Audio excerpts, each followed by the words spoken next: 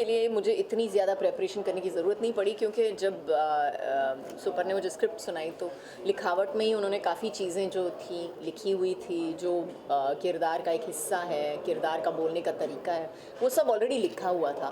And plus we also had Priyanka Khimani and associates हमारे साथ set पे थी टू कंसल्ट कि हम सब कुछ सही कर रहे हैं नहीं कर रहे हैं, बैठने का तरीका, बोलने का तरीका, वो सब जो क्या पहनना है क्या नहीं पहनना है, what is allowed what isn't allowed. तो I think we are almost correct. हमने बहुत ज़्यादा सिनेमैटिक लिबर्टी नहीं ली है उसमें. नयनिका का जो किरदार है, नयनिका सेनगुप्ता, उसका नाम नयनिका सेनगुप्ता है और उसके पति का नाम राजीव सेनगुप्ता है, और दोनों का नयनिका का जो ग्राफ है, जो पहले एपिसोड में दिखाते हैं कि कहाँ पे पहुँची है, मतलब उसके पास कुछ नहीं होता है उस वक्त, और वो बहुत ही पब्लिक फिगर भी है. तो मतलब लिटरली एक डायलॉग है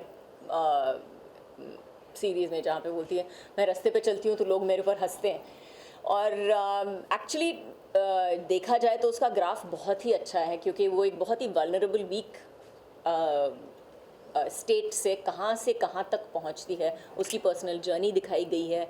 और उसका जो एक आर्क है from the first episode to the last episode बहुत ही अच्छा है और बहुत ही तगड़ा है. तो जब आप देखेंगे तब आपको समझ में आएगा. मैं ज़्यादा कुछ नहीं बता सकती उसके बारे में. हाँ, मतलब इसके पहले जितने भी हस्बैंड्स मैंने किए हैं उससे एब्सोल्युटली अलग है. बिल्कुल, आप महापति हो इसमें.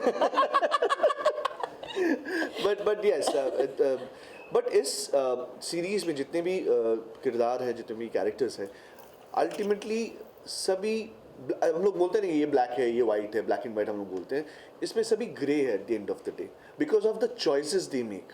जो एक लाइफ में हम लोग सबको कुछ ना कुछ चूज़ करना पड़ता है एक मोड़ पे आके. सो यहाँ पे दो choices are very very difficult to make also, और हमको करना ही पड़ता है.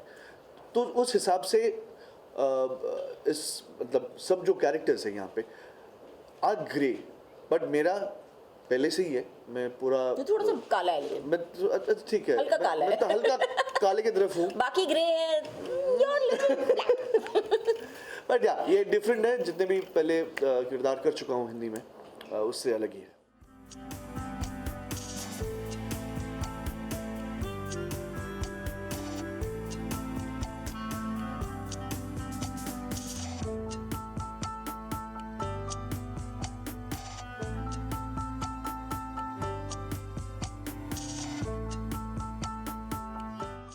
सो बानी जी ने मुझे अप्रोच किया. उनके पास राइट्स थे इस शो के, और उन जानना चाहते कि would I be interested in adapting it.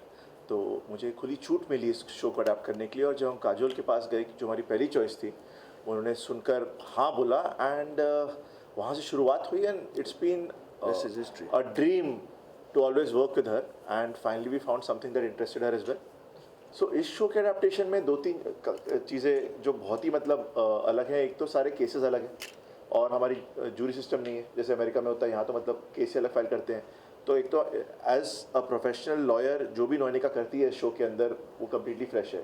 दूसरा, एक भारतीय नारी as compare to American woman would react differently. Society पूरी तरह से अलग है. सो सोसाइटी अलग है, राइट. तो उसके रिएक्शंस एकदम अलग होंगे to a husband, to a children, to a job professional. And society के रिएक्शन उसके प्रति एकदम अलग होंगे. सोसाइटी यहाँ एक औरत को जज करेगी अगर उसके पति ने अफेयर किया तो, ये नहीं पूछेगी पति ने क्या किया, right. So everything change from that. And also हम सीरीज बना रहे हैं 8 एपिसोड की. वो उनका पहला टीवी शो था, बिकॉज वो पूरा सीजन 23 एपिसोड का था. तो उसको क्रंच करने में कहानी बहुत डेंस होती है, बहुत रिच होती है. आपके बाकी कैरेक्टर आर्क्स अलग लिखे जाते हैं. सो इसके अडेप्टेशन में हर शो अडेप्ट नहीं हो सकता, हर कहानी इंडिया में नहीं लाई जा सकती. बट ये शो एक ऐसा था जहाँ मतलब उसकी सोल हम ले सके और उसको फिर अपनी कहानी बना सके.